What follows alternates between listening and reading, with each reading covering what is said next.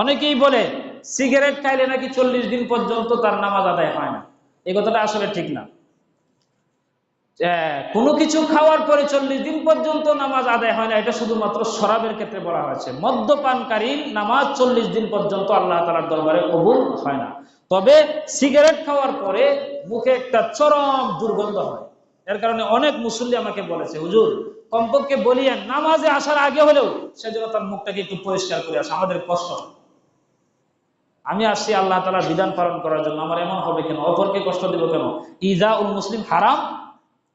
আরে মুসলমানকে কষ্ট দেওয়া তো হারাম। আমি আসছি সব নেওয়ার জন্য, কিন্তু আমি কবিরা গুনাহ করে মসজিদ থেকে বিদায় নিলাম। আর সিগারেট পান করা এটা হলো মাকরুহে তাহরিমা, আর জর্দা পান করা মাকরুহে তানজিহা। তাহরিমা আকরাব ইলাল হারাম, হারামের নিকটবর্তী।